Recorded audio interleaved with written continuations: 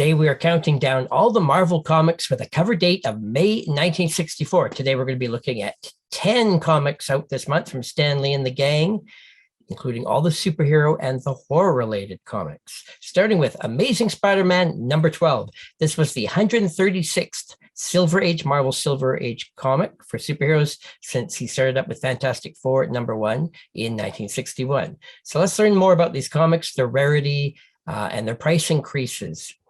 So Amazing Spider-Man number 12, Doc Ock is in his third appearance and he's unmasked in front of J. Jonah Jameson and Betty Brant. Print run of every Marvel comic this month was approximately 200,000 copies each.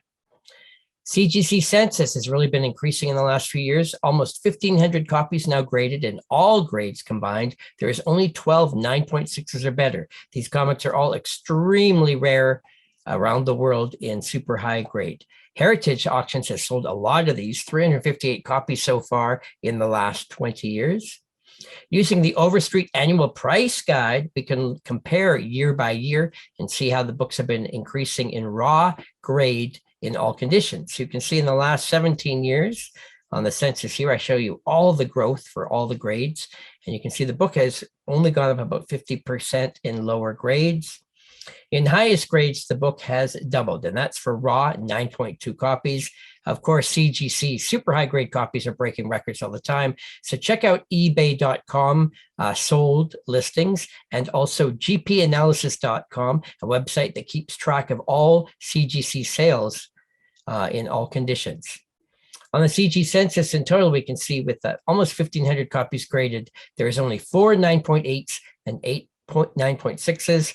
There is a UK price variant of this book, only 15 copies graded and the highest being an 8. There's even a Mexican edition of this book, only 1 copy ever graded, and it's a 4.5. Also out this month, we have Avengers number 5, the Avengers battled with the Lava Men. The Hulk had already quit the team, but he joined the fun back in this issue. And interior and cover art is by Jack Kirby. There's almost 900 copies graded by CGC, only 10 9.6s or better. Heritage has sold 227. This cover features a black cover. Watch for Marvel chipping on this book. Tough to find in high grade. Using the Overstreet Annual Price Guide, we can see the book has almost doubled in lowest grades, which means that it's doing much better in raw high grades. The book has almost gone up 4 times in this time period. On the census, there is only 1 9.8 and 9 9.6s. Only 9 of the UK price variants have been graded. The highest is a 9.0. Fantastic Four number 26 came out. This is the conclusion of the Hulk versus Thing battle. It's a 2-issue series. This is a really tough white, creamy background cover, action cover though. This is pretty fun with all the main characters. And of course, it's cover art by Jack Kirby. On the census, almost 900 copies graded, 17 9.6s or better. Heritage has now sold over 200 copies. All the comics at this time had 12-cent cover prices. In the Overstreet Annual Price Guide, we can see the book has been stalled for a number of years now. It's considered that it's kind of hit its peak for the moment, but again, not true for the super high grade CGC copies out there. On the census, there are 2 9.8s, but miraculously 15 9.6s on this book. None of the UK price variants have ever been graded by CGC. Journey into Mystery 104 features an appearance by Surtur. It's got Jack Kirby, Don Heck, and Larry Liebert art on this book. Only 265 copies ever graded by CGC, and there's 13 9.6s or better. Heritage has only sold 79. This one sort of has a whitish gray-blue background cover. Again, tough to find in high grade. This is a very cheap book, not a major key. It has doubled in lower grades, and it has more than tripled. But generally speaking, it's really cheap in all conditions. And on the census, there are 4 9.8s and 9 9.6s. None of the UK price variants have been graded with a universal grade, but there is one that's actually a restored copy. It's been graded as a 6. Next on our list, this is kind of the oddball one of the month. Monsters to Laugh With. This was the very first Marvel magazine-sized format ever made by Marvel during the Silver Age. It's a 3-issue series, magazine-sized, and it was edited and created by Stan Lee. 25-cent cover price, bold green background cover, black and white photos, and extremely undervalued compared to any other Marvel comics of this time period, and very rare. Wait till you see this on the census. Only 5 copies graded, period. Only one 9.6 or higher, and Heritage has only sold 1 copy ever in 20 years.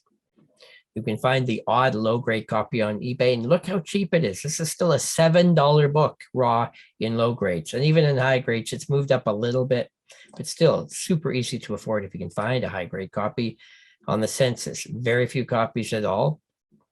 With number 4, the series title would change to Monsters Unlimited number 4.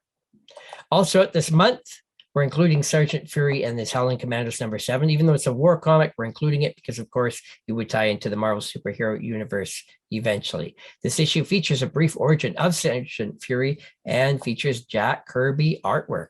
Very few copies of this graded, only 93, with 4 9.6s or better. 27 sold at Heritage in the last 21 years. That's basically a copy a year. And it's got a bold yellow background cover on this war title. And again, super cheap, affordable, not much movement at all in lower grades at all. High grades over the last 17 years, it has more than doubled. And on the CGC census, there are no 9.8s, but there is 4 9.6s. Also this month, Strange Tales 120 features the Human Torch meets the Iceman. And we also got Captain Barracuda.